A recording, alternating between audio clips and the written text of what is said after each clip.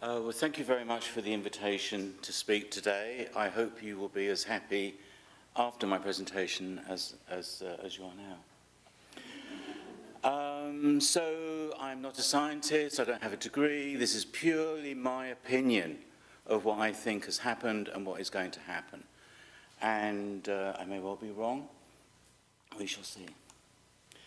So I'm going to talk about the Society from its foundation to 1976, and then talk a little bit about me as to how I became a vegan animal rights activist, and then talk about the Open Door BBC TV programme that was broadcast in 1976, and then veganism from the 1970s to the 2020s, and veganism beyond 2020, and some concluding thoughts at the end. And can you give me like a 5-minute warning or something? So I've been looking through the archive copies of the Vegan magazine online for an article that's going to be published later this year, and in the Vegan magazine. I was very honoured to ask to write the article. And in the first edition, and we've heard a lot today about Donald Watson, and he talks about our diet will soon be known as vegan diet, and we should aspire to the rank of vegans, and it's sent to 20 members. So this is, in a way, this is how it all started, at least officially with the Society's magazine.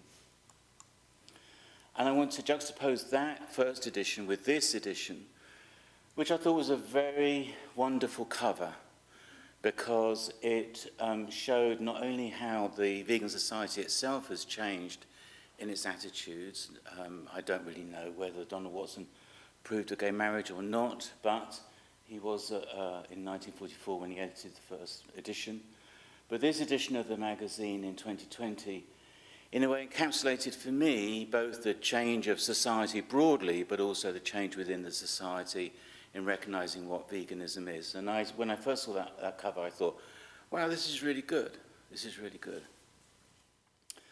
So a theme I'm going to run through is, as the more things change, the more they stay the same. And I want to very much congratulate the Society for publishing that cover, because I think that was really historically very important.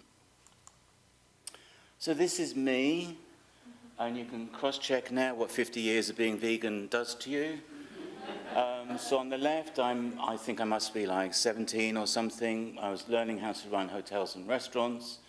And then this image here is taken from the magazine of Compassion World Farming in 1976, when I first started to work for them, and basically fell into a job as being their campaigns organizer as a vegan for Compassion World Farming. And I know that Compassion World Farming has a bit of a mixed record, because it's not a vegan organization. The founders were vegetarian, and it wobbles a little bit too much to my taste at times, but I understand why they're doing what they're doing.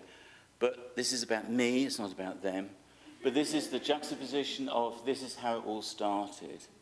I'm quoted as saying here, I enjoy the work of Compassion World Farming tremendously. It's challenging and stimulating, and I have the satisfaction of knowing that I'm helping in bringing about the end of factory farming, as well as violence and other aspects of agriculture. So that was in 1976. And here we are, 2024. So what tipped me to become vegan was, as a vegetarian, what tipped me to become a vegetarian was that when I was learning how to run hotels and restaurants, I worked the summer of 1973 when I was a student in a chicken slaughterhouse.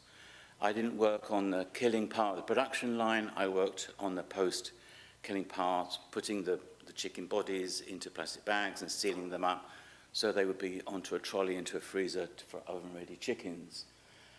And that was, so I became vegetarian at the beginning of 1974.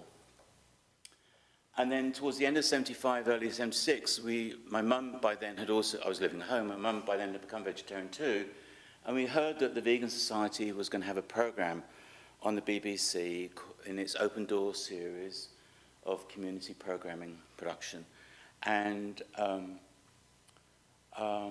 we watched it, and we thought, oh, they've got a point.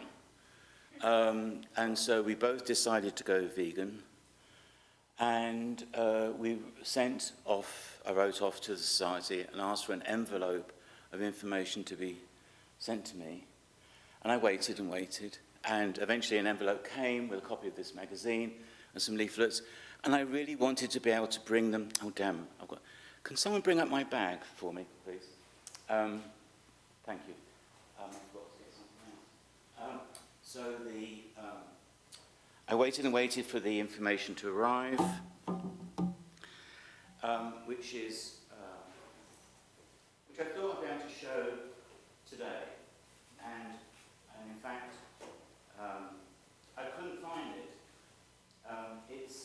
It's either in one of my two archives, which sounds really pompous, but one archive is in the British Library, and the other is in Theorem Recht in Switzerland. And I wanted to show you the envelope. The point is that in 1976, if you were interested in learning about being vegan, you wrote to the society. You waited for the envelope to come back, and then you opened the envelope and you read the leaflets. And I have that envelope and those leaflets somewhere in one of my two archives. But I wanted to show you that I still have two cookbooks from that time. There's What's Cooking by Eva Batt. It's quite stained with food items, and the second one is Not Just a Load of Old Lentils by Rose Elliott. So I was one of 1,000 new vegans who joined the society, who saw the program and wrote to them and decided to go vegan. You can watch this now on YouTube. How many of you have watched the program? Oh, shameful, shameful. You really must go onto YouTube and watch the program. It's really quite interesting because the more things change, the more things stay the same.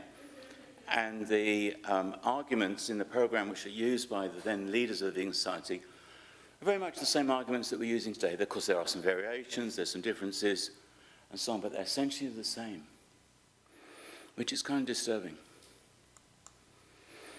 And then I wanted to show you how veganism has changed by the way in which the Society published its magazine over the years, and just show you some covers of their magazine. And so this is from the winter 1947. Looks vaguely sort of academic-ish. Contents, editorial. The president submits to log and an appeals. The spiritual aspect, vegan horticulture. This is the vegan 1954. Positive temperament, veganism and nutrition, annual congress, farm of the future, vegan commodities. This is 1957, calling all humanitarians, all life is one, veganism and agriculture, Easter recipes. 1970, what does it mean? Is it vegan? Christmas menu, we are expanding. 1973, editorial, Thy Kingdom Come, not sure what that was about. Should vegans eat honey? Are vegan dogs? 1978, annual report, war equals desire for more cows. There's one for you there, Richard. 1985,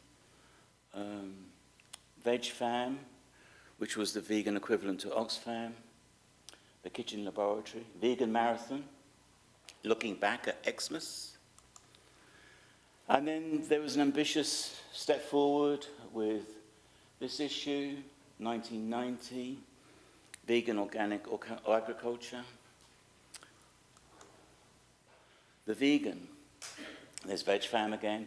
Cats go vegan. A perfect nosh-up. So one of the interesting things about looking back through the magazines is not only does the content stay the same, but the content varies. But also a key point to remember, which is that this is the first issue that I can find that has a photograph on the cover. Now, why was that significant? It was significant because before digitization, photographs were set in gelatin. and gelatin is a byproduct of the agricultural industry. So the Vegan Society didn't publish photographs. But as digitization came forward, it meant that they could begin to publish photographs. Not they, we could begin to publish photographs. This is the Vegan 2024. This is the most recent one on the website, I think. Sanctuaries and safaris, ethically encountering animals abroad.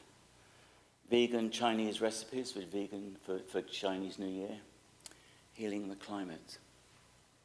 So I think it's really interesting, quickly going through all these covers of the magazine over the last 40-odd years to see how they've evolved and changed, the quality of the design, the production, but the content is pretty much the same in some respects. And I think if you watch the Open Door program, you'll be amazed at how there's a piece about compost, growing your own compost. That one's for you there in the back there. One about what foods do vegans eat. There's a family raising children as vegans. And there's a rather peculiar section about some various natural healing things that were associated with veganism around that time. Not that I'm opposed to those things, because I use them myself to some extent. So now this is more substantive of what I wanted to talk about. So veganism beyond 2020. And I tried to think about what were the key points that I wanted to mention today as to, I think, about the Vegan Society and its future. Once an exclusive source of information, the Vegan Society no longer has the monopoly it had in 1944 or 1976. There are many, many different voices for veganism now, and they all come in different shapes and sizes. And then our relationship with information, as I tried to point out with the story about waiting for the envelope of information to arrive in the mail, our relationship with information and how it is produced and consumed has fundamentally changed and continues to develop as new technologies emerge. So we have to keep thinking about how technology is making it easier and easier to get the word out. And reflecting veganism's rapid expansion in public interest and the emerging markets in products and services, there are far more vegan voices and many more ways to learn how to live as a vegan. And being vegan has expanded from being worthy to being trendy, which is a bit of a cliche way of saying things, but I think to a certain extent that's really quite true. And this has made some traditional vegans uncomfortable. They believe vegan ethics are at risk. Is veganism an ethical way of life or just a fashionable diet? It's clearly a way of life for me, an ethical way of life. And really what's more important than anything else, with all these changes of how we get information, the changes of voices, is why aren't there many more vegans given the availability of free information in the digital age?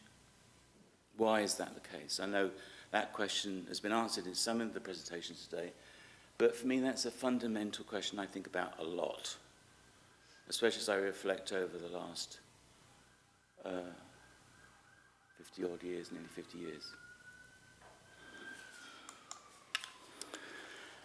And then I want to talk about change, individual and societal.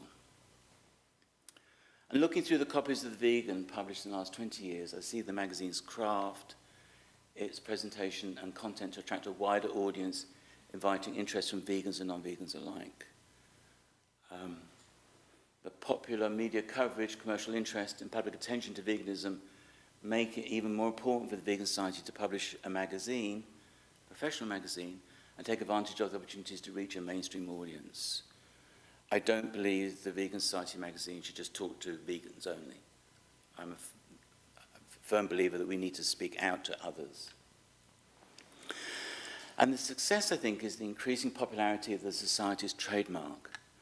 Certifying vegan products testifies to how a wider audience can be reached.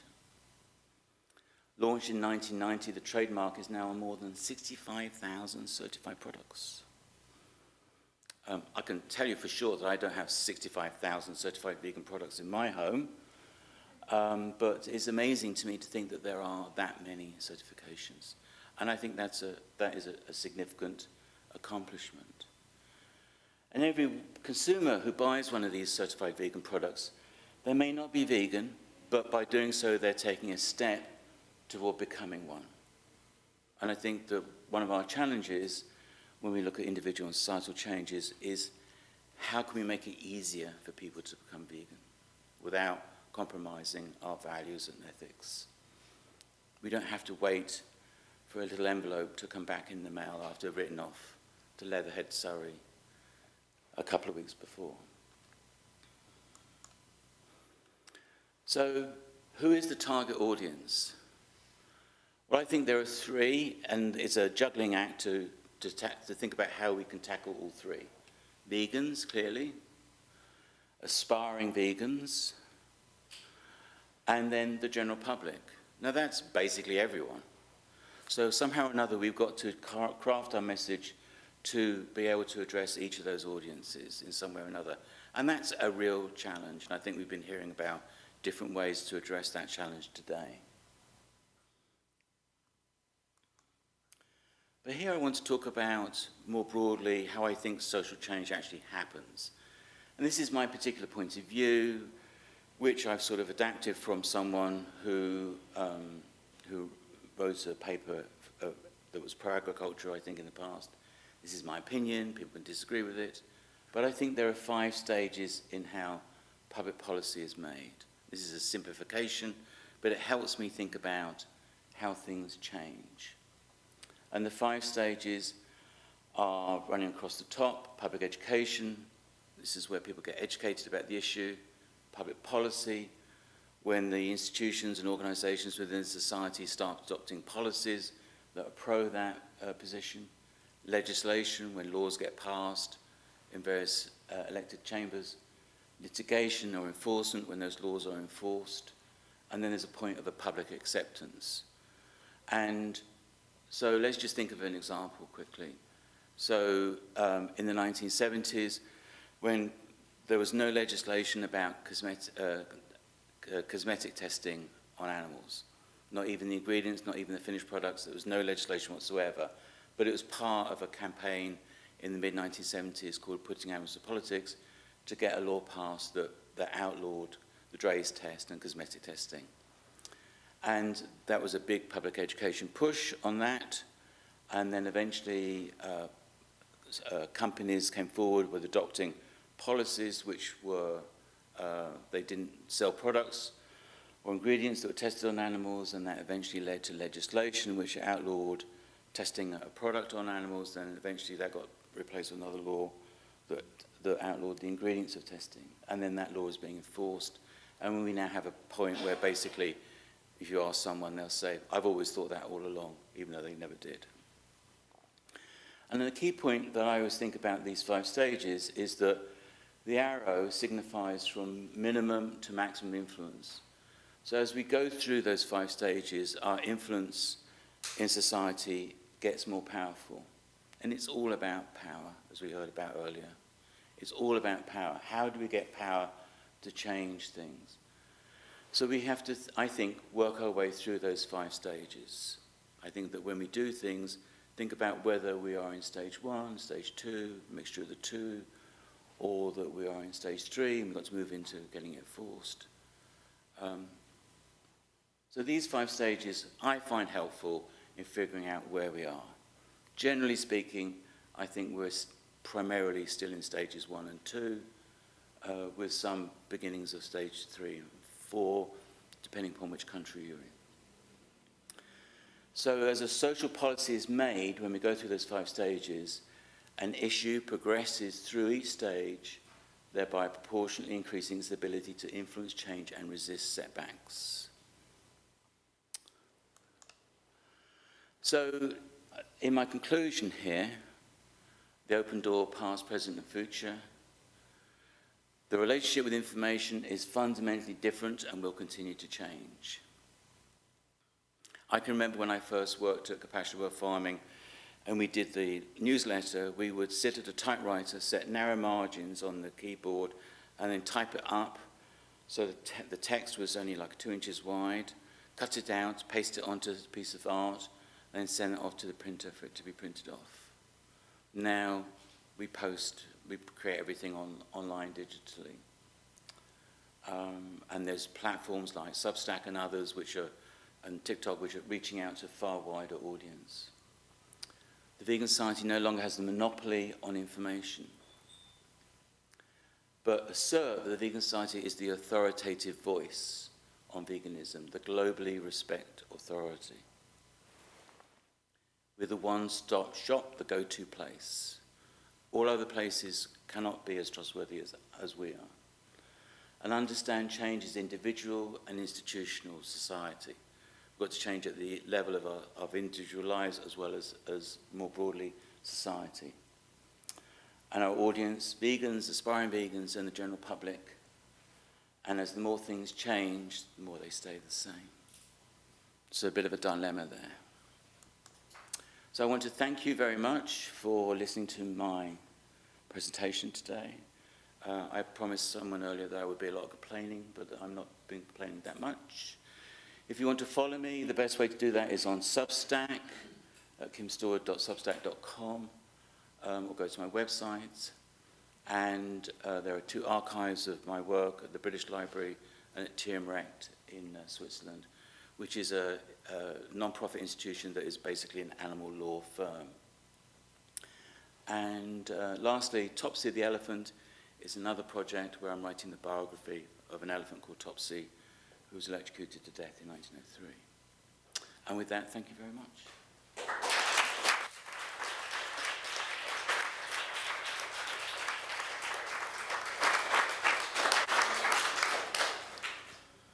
Questions? Chris?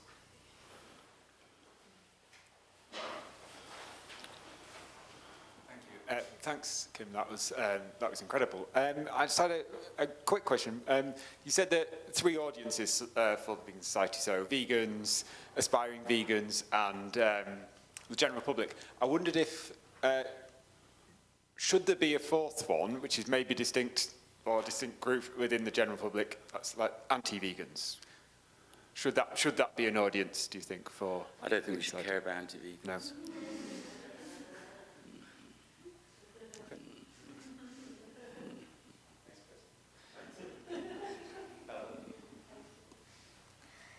Thank you, Kim. You're an inspiration. I follow your work very closely and loved your book. My question relates to the one before. It might be a bit deep. The slide before? No, the question before. Oh. Because I think everyone's vegan at heart, so I call them pre-vegans. But I'm a bit delulu. My question that I ask long-term OG vegans is this. What do you think about the human condition? I warned you, I said it was going to be deep. But at this time, I'm just clinging to hope because I do truly believe humans are good, which gives me hope to do advocacy. But what do long-term vegans think? And you can go to the misanthropic bunker that you've mentioned in your book. But I just want to know, has anything changed for you? Thank you for referring to the book. The book is called Growl, which was part memoir, part manifesto. And in there I talk about the misanthropic bunker, which is a place I describe where I go to periodically, where I'm just sort of fed up with the world, fed up with everyone, and don't give a shit anymore. And I don't tend to go to, I still do go to the misanthropic bunker. I've learned how to get out of it more so now. The human condition, what was it that Gandhi was asked? I think it was Gandhi, he was asked, what did he think of human civilization? No, what did he think of Western civilization? And he said he thought it was a very good idea. So the human condition, we had this conversation at lunchtime with you. It was, ask me one day and I say the human condition has a great potential. Ask me another day and I say, forget about it. Moody person. just like me. Sam? Thank you for that. It's really interesting, Kim. I just wanted to ask you about the 5 stages of public policy. My experience is rather different. I'm probably less optimistic than you, but when I look at sort of animal rights historically, so things like bear baiting, cockfighting, dogfighting, and even more recently hunting with dogs, I would say that the changes in legislation follow public practice. So in every case, it's only when the public have accepted something, take hunting with dogs, by the time that legislation, it was a 100-year campaign, but by the time that was successful and that legislation took place, I know it's not in practice, but it took legislation, it was put in place. By that time, most of the public, I can't remember the figure, but I think it's like in the 90s, 90% or more of people were in favour of the ban of hunting. And that tends to be what it feels happens to me, rather than the way around here where you're suggesting legislation brings about public acceptance. I feel like we're going to have to wait for most people to be in favour of a change of diet towards veganism before there'll be legislation for it. If you tried to legislate for it, you'd have probably riots in the street, I imagine. But that, I may be being perhaps a little bit pessimistic there. I think you're correct in what you're saying, and there's two points I would respond with. One is that it depends upon the social justice issue. So, for example, gay marriage became law, I think, before most people were willing to accept gay marriage as being law. So I think it varies, you know? And, okay, what was the second point? The second point is that when I talk about this, you know, life is messy, it's complicated, it's not as clear-cut as that. This is a simplistic way of showing an argument about how things change. So it could be that an issue could start in stage 3 legislation and it then could move back, or it could move forward. It's not always linear from stage 1 through to stage 5. Please don't think that's what I'm saying, because I'm not. It's messy, it's complicated, things jump around, aspects of it may regress, aspects may move forward. What is clear to me, the most important point for me, is to think, where are we now? And plot from where we are now to how do we get to the 5th stage? How do we get there? And figure out how we get there from working back. Other questions?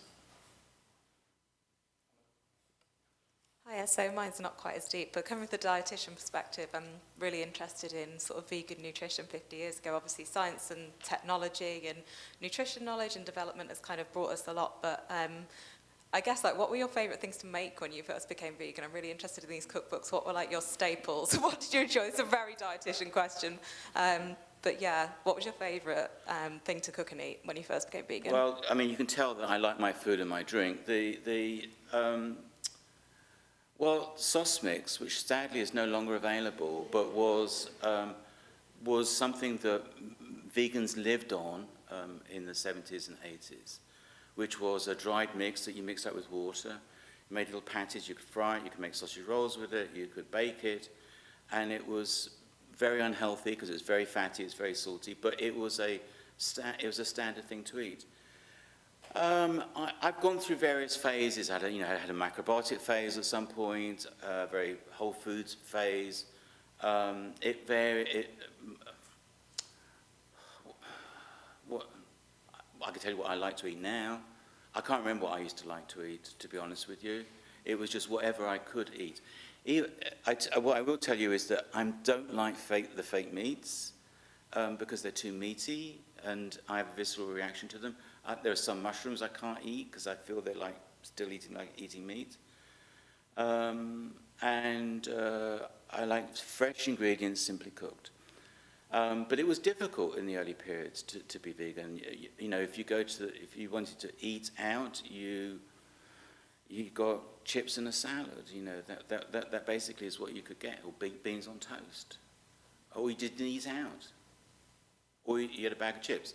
Now you can't even have a bag of chips because in the early days, way back when, they would cook separately the fish and the chips. So when you ate chips, you didn't eat the oil that where fish had been cooked in them. Nowadays, they cook the two together. So I live in Hastings on the south coast.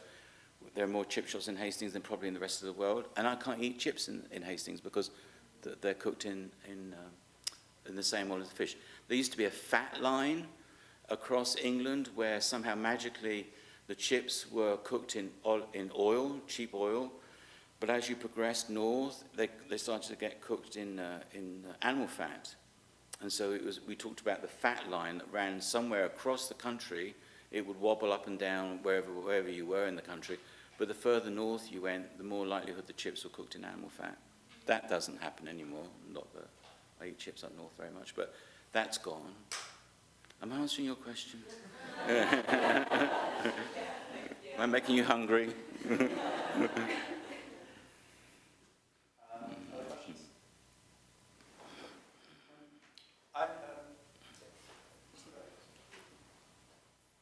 I knew you were going to have a question. Sorry, thanks. I have a question just about if you have any reflections on leadership within the movement and how that's changed over time, professionalism, competence, all that stuff, as the movement has expanded, diversified.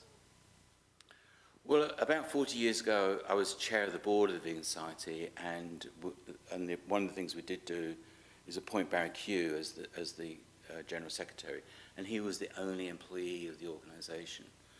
And he was a good guy, but he had a very challenging situation, I think. So you think back from that point when there was one person to where there was someone was telling me 40 odd people. Where are they? Someone was telling me earlier today. More like 80. Okay, 80 people. I can't believe there's 80 people working for the Vegan Society. That's just incredible to me. And that's testimony to success. So there is great improvement as far as professionalisation of organisations and issues. And this is reminding me of another point that I wanted to remember to make, but I forgot. So I'm going to take this opportunity to tell you now. Is that I'm increasingly concerned about charities, and charities as organisations and institutions within society achieving change. Charities very rarely achieve change. They can ameliorate a situation. They can address things. They can make things better. They can ease the pain. They can ease the suffering. But charities can't campaign to change the law. Charities very often don't change society. You've got to think about what is it that changes society. Charities have a major role to play, don't misunderstand me, but also it's a lot to do with cultural differences. It's got to do with generational differences. It's got a lot to do with unrest, a lot to do with political change.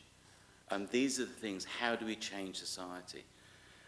If I'm waiting to go somewhere, I look at people walking past and I think, I've got to persuade that person, that person, that person, that person, all to become vegan. And I think, it's not going to happen. You've got to think about what is it that is bigger than ourselves that is going to change society and in the long term. I think listening to Richard Twine talk, I think the thing that's probably going to create the greatest change in my mind is just the environmental upset that's going to happen as a consequence of what we're doing to the planet. That's going to trigger so much change. And we can't do anything about it. Well, we can do something about it, but it's going to cause a tremendous change that is going to be beyond our ability to cope with. And I think that we are a species that doesn't learn things well. And there needs to be serious things happen to make us learn and change.